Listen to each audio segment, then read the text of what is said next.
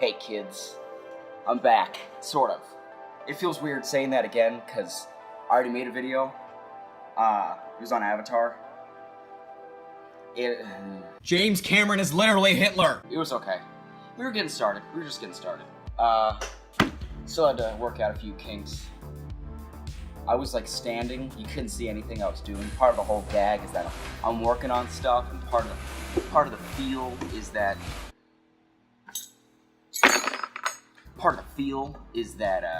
you get to watch me work on stuff. Along that vein, I was gonna paint a painting. Gonna be my logo that I've been working on for literally a year, but that would be like flat on the ground, so you're barely gonna be able to see shit. So I was also working on this in the Avatar one, but I barely did anything. When I'm standing up and talking the whole time, it's hard to focus on this. So what are we talking about? We're talking about Halo. Is there like an aesthetically pleasing place to could I use this? Bet I could. Bet I can't. I was wrong. Happens a lot. Is that okay? So Halo Infinity was just announced. Infinite, you absolute baboon. I'll take that opportunity and a little boost of inspiration to talk about Halo. I was going to talk about it in the last, let's call it season 1. Let's call last summer season 1 of Boatsthatfly. I'm going to talk about the plot, at least as I see it, so you can like see it through my eyes in case I bring up something that maybe you don't get or understand, or at least know the context I'm talking about it in, so that it makes sense. You can see what I'm looking at. Quick little note, I've never played a Halo game. I'm not good at these first-person shooter games. I have horrible reflexes. The only video games I ever really play are open world and really slow, and I'm not even good at those. Skyrim is pretty much the only one I've played religiously beyond Minecraft. So the way I've experienced Halo is by watching, kids will like play the game and then edit together all the important shit on YouTube. That's A-okay. I'm not sure how that's legal. So I've watched through a bunch of that. I know a lot of kids who play Halo. Story. I think it's gonna be easier to go through the plots, at least as I see them. If you compare them to the Bungie, the first 3, Halo 1 through 3, with like the newer Halos, which would be Halo 4 and 5. Mostly 4, because 5 is just terrible. There's almost no plot to that story. Halo's like about Master Chief, so you can't make a Halo game and make it barely about Master Chief if it's a mainline Halo game. It's just kind of an example of their incompetence. Clearly they've kind of turned a new leaf with Halo Infinite. Hopefully. That trailer came out. Not gonna lie, I squealed and started to tear up a little bit. But then the rational side of me kicked in, and it's like, we all saw this trailer, got pretty excited about that. Movie turned out to be really nothing special. Companies are getting really good at making trailers these days. It's basically made me distrust every single trailer that I see. Unfortunately, I'm cautiously optimistic about this new Halo, because at least it shows that they're listening to the fans. I'm excited. We'll see. Halo, like the first trilogy, is more like happy sad. The sad moments when it is sad, it feels good sad. Like, Chief is left adrift, or when Cortana has to stay behind. It doesn't feel like they're being... What am I trying to say? In the first trilogy, it feels like you're making things happen, and in Halo 4, things are just kind of happening to you. And so, here's a little fun fact. You're actually using, like, when you voluntarily do something, you're using an entirely different part of your brain. So, taking on something willingly is seen as a positive, even though you might be scared shitless. Just the fact that you're voluntarily doing something, it kind of makes you more, makes you feel more like a predator than prey. And that really shows in the music. In all the music in the first 3 games are like, they're pumped. They actually have like an emotional climax to them. It doesn't just feel like it escalates until it ends. Here's a good example of this. The music most commonly associated with Halo, the Warthog Run music, the whatever you want to call it, strong, greatest journey, final effort.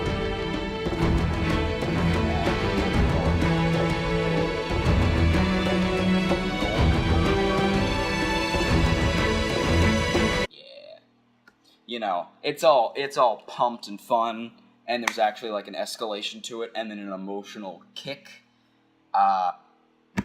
In the version of it that is equatable in Halo 4 is...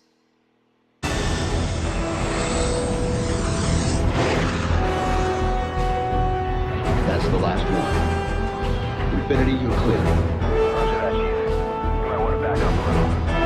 Main battery, fire!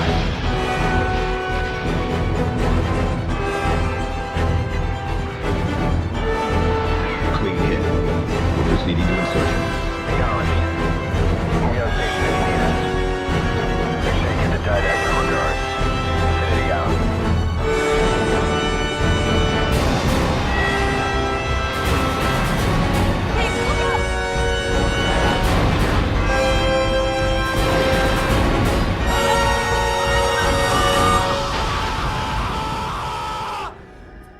So, when you're taking things on willingly, and Chief he's going to the Covenant, he's kicking their asses and everything, you're like, hell yeah, man, serotonin's flowing. But in Halo 4, you're just kind of following the action. Cortana isn't like putting herself in danger. She's just dying, and it's just awful. And the sad moments, it's sad, but it's not like it's something that they didn't think could or would happen. It's more bittersweet. Chief is pretty much presumed dead at the end. Boats, Spartans never die. You done?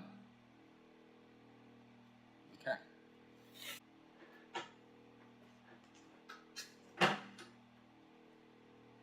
But he died fighting for a good cause, so you don't feel like you've lost something, but it's not like it's something you didn't feel like you shouldn't have lost. It's not like he didn't deserve to die or something like that. He was just fighting for like an honorable cause. So it's more bittersweet. And then in Halo 4, like, it's as if the normal bad things are happening. Covenant's attacking, that's bad, but like that's all you have to deal with in the game, in the first 3. And in Halo 4, the Didact is attacking, and all those Forerunner things are happening, on top of the fact that Cortana is dying and the UNSC is a bunch of shitheads. So it just doesn't feel good. Like, life is already hard, and then you have to take on challenges, and that's not why you play video games. It's not why you play Halo. You're playing Halo for that, like, emotional oomph in the story. You're not watching it to play the story of the Master Chief, because you really don't give a shit. There's nothing there. He's just generic action man. And in Halo 4, there's stuff happening on top of the difficult things you already have to do. And it's just... the things are just sad things keep happening.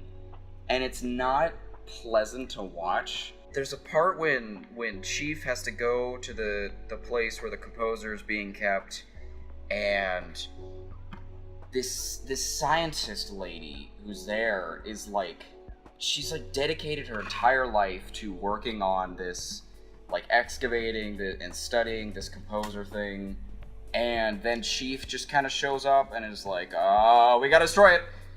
And she says this, You don't think you can remove... It can't leave the station. You know that, right? We don't have any choice, Doctor. It's not a matter of choice. If we can't move the composer, we have to make sure the Didact can't either.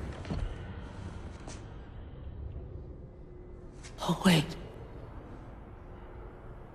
We have years of work invested here. Inventory lists 7 excavation-grade Havoc mines. Just one of those would turn this base into a piñata. I'm sorry, Doctor.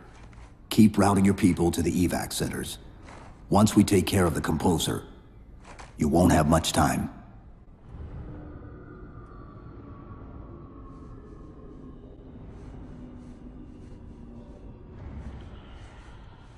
I'll, make sure the nukes are primed so you can detonate them remotely. Maybe next time you rescue us, you can give us more time to pack. Next time.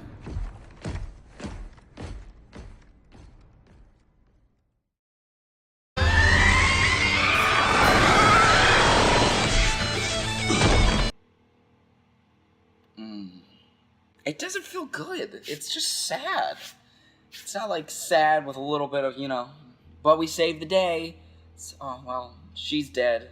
All of her friends are dead, and Cortana's dead, and Chief's emotions are dead. Let's get to that part already. A lot of existential questions have to do with why there has to be suffering, why there's limitation on your being, like, why do we have to die? Why is there evil? Why is there tragedy? Let's define these as limitations. It's things that keep you from living what you would define as like a perfect existence. It's very easy to question why there are in fact limitations in being. So what would you have to do to get rid of those limitations? So let's say you never want to get hurt. Emotionally, first. In order to never get hurt emotionally, you'd basically never have to have emotions in the first place. Because people do nothing, and that'll emotionally hurt you. There's basically no way you can live life without being emotionally distraught in one way or another. You're just pretty much going to feel that anxiety or anger or just anything like that at any time. It's not like you can just avoid that. You can minimize it, but you can't avoid it entirely. To avoid being hurt physically, you basically have to like turn yourself into you'd have to wear like knight armor or some kind of bulletproof entire bodysuit or Spartan armor. We're getting there. You'd basically have to wear that around your entire body, like close yourself off from disease and all that good stuff.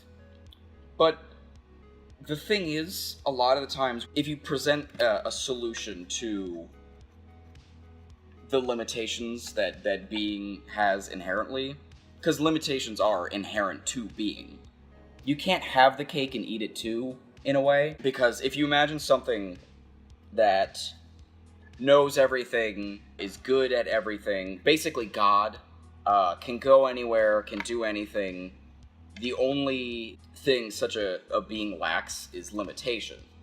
If you let's say existence is a game. The game has rules. If you don't obey the rules, then there's no game. If everybody playing hockey has agreed to play hockey, even though there are rules and restrictions involved in playing hockey, if everybody said that there's no rules in hockey, you can just do whatever you want, that's not hockey. it's just chaos. There's just nothing orderly happening whatsoever at all.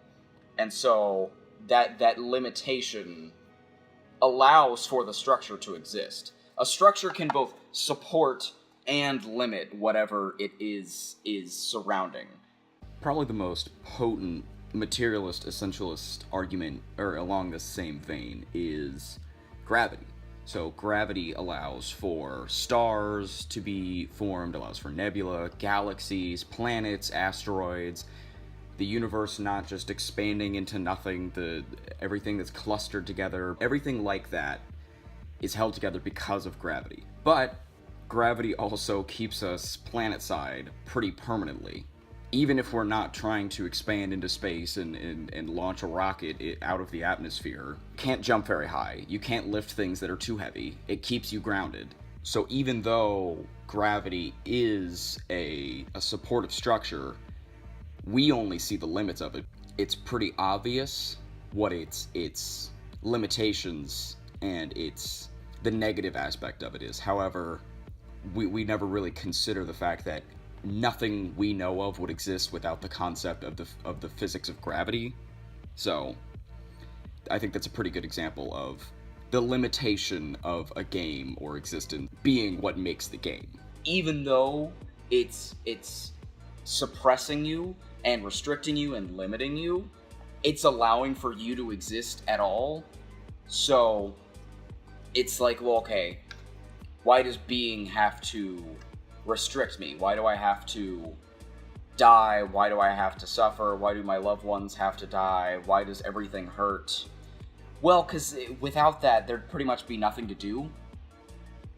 Imagine you were watching a movie where nothing happened. Only good things happen to the characters. It's like, well, that's boring. Because you pretty much watch movies to witness people go through and conquer these problems. So if that just wasn't happening, you probably wouldn't want to see the movie. The things that you appreciate about being and existing as what you are pretty closely tied to the limitations that you have. So, the Master Chief. Let's imagine that in order to be the best at one thing, you have to devote a certain portion of your life to it. So let's say you got 5 things. It's like friends, family, work, a hobby, relaxation, and yeah, that's good enough. If you devote too much to any one of those things, you're gonna suffer in any of them. So let's say you're staying home late at work. It's gonna affect your family and your friends. If you don't have a hobby, you just kind of feel useless. If you don't work, your family and your friends are gonna hate you, especially your family. So you just kind of have to find an even balance of that, which is another good example of the being with limitations thing. In order to have a good existence at all, you have to put limitations on certain things, despite the fact that they might be good things. So, the Master Chief is essentially what happens when you devote all of your 100% of the pie chart, when you devote all of that to work. So, the Master Chief was abducted by, what's her name? The Master Chief was abducted by Halsey when he was a young child, so he was raised to be this war machine, this Spartan, in the Spartan program with all the other Spartans, and he was basically raised the most Spartan-y, as far as I understand it. And so he's a machine. He's more of a machine than a human. He's like just a soldier. There's no persona beyond the war man, which is okay for Halo 1, 2, and 3, because we don't care.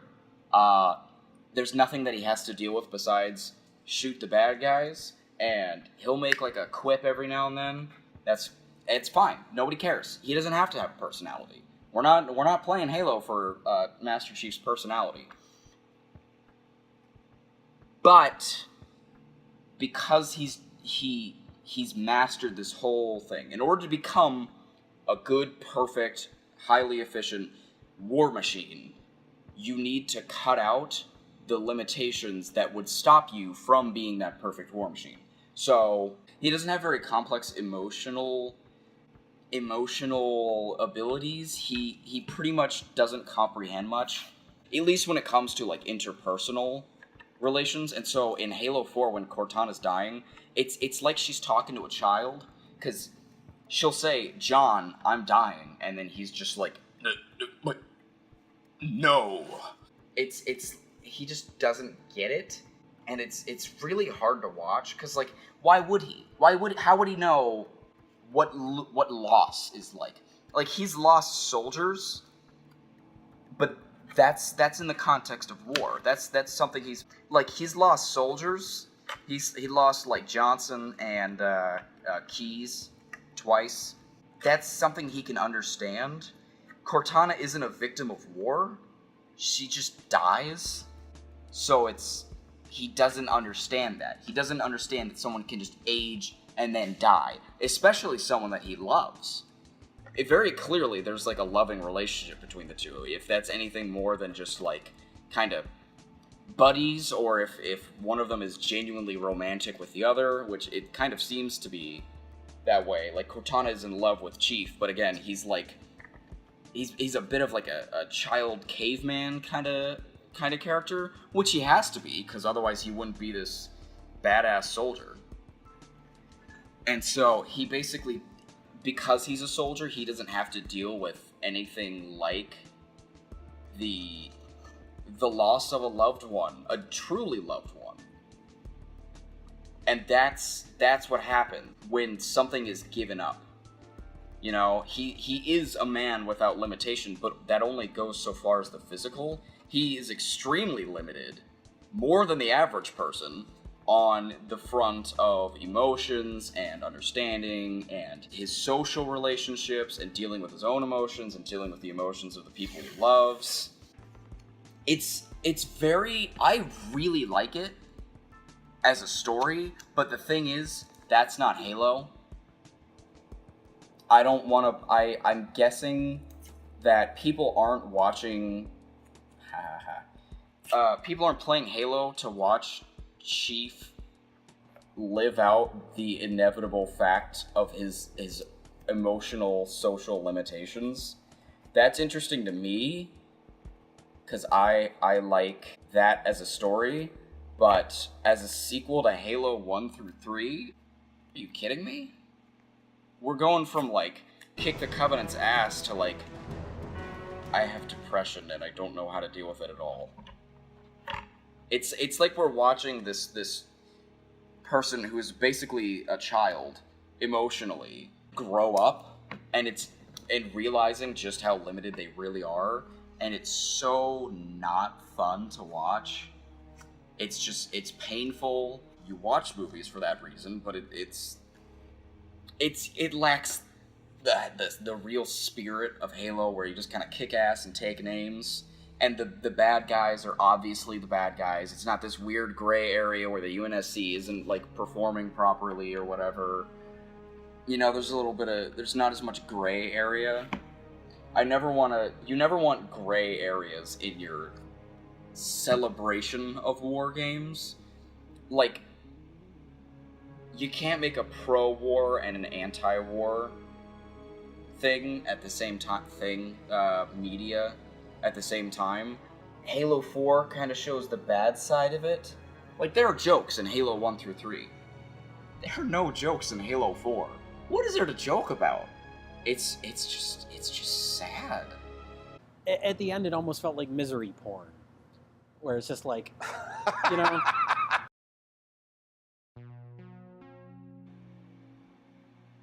So, we lose the aspect of the Chief that we love in the way, because we love this character who's capable of doing anything. The man fell from space, after all. I think that's sufficient enough to say he lacks the normal amount of human limitation. And so, when you take that character and talk about his love life and his social abilities, I mean, Halsey took everything from him. like Halsey is pretty much the equivalent of the hierarchs, because she was willing to do whatever she thought was necessary in order to achieve her goal. She's an ideologue, and so there's really nothing you could say to her that would convince her that what she's doing is wrong. And the hierarchs are the same way. She's just a scientist, and they're just like cultists.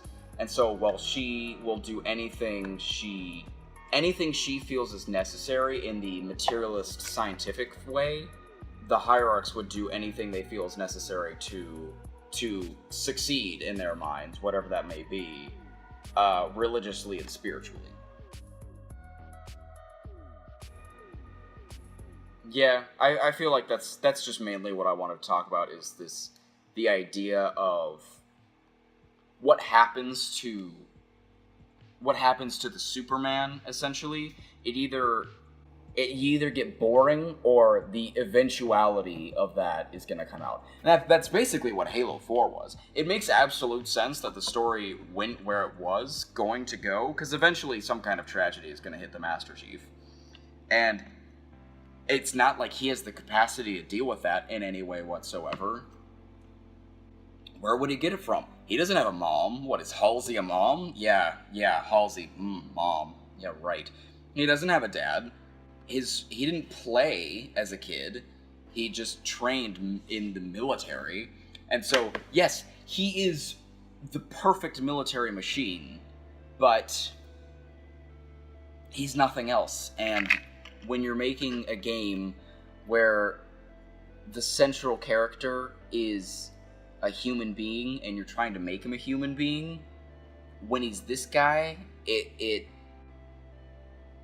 not going to be the game that you want it to be. This badass military type deal. It's going to just be this sad, depressing story about him dealing with the limitations that life has given him, which is realistically way more difficult than the rest of us would normally have to deal with. Like, yeah, we've all got our limits, and you can't fucking kill him, clearly, but he's just fucked emotionally for the rest of his life. Like, what? Imagine asking Master Chief, hey, do you believe in God? Imagine trying to sit down and have like an actual genuine talk about finding a loved one. He's just a blank slate. All he knows is the military, and that's just... If it wasn't Halo, it would be exactly what Halo 4 was, which is just a sad biopic about someone who knows nothing but military tactics. Everything he says is goal and military oriented. He's not going to stop and think about the effects of war. He's not going to stop and reminisce on things. And he's so childlike emotionally, he pretty much can only resort to denial of the problem. Cortana is saying to Chief, I'm gonna die. You're gonna have to deal with the fact that I'm going to die. And his response is just, that's not gonna happen. Because what else? He can't do anything else. He doesn't have the emotional capacity to do anything else.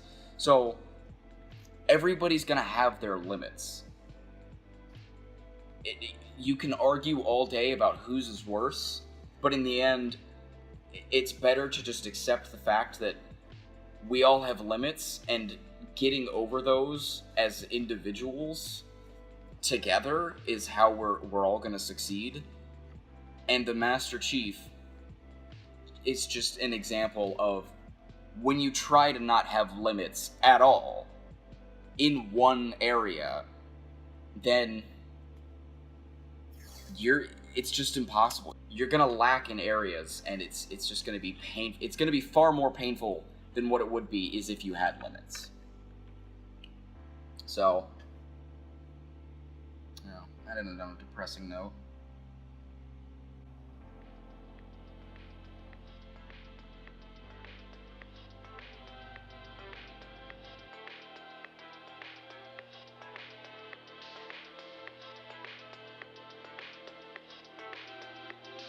I don't know how to finish this. Hey guys, thanks for watching. Most of you guys are probably here from Tumblr, so you don't have to check out that link. If you guys want to check out my ArtStation, I've got a bunch of pieces put up there, as well as on my Instagram, and most importantly, Patreon. Bonus content, outtakes, stuff like that is available for Patreon supporters, as well as a lot of other cool stuff. So if you want to check that out, I'd really appreciate it. Special thank you to Audling, Home, and C418 for allowing me to use their music in my video. Really appreciate it. Their links are down in the description. Thanks again for watching. See you guys next time.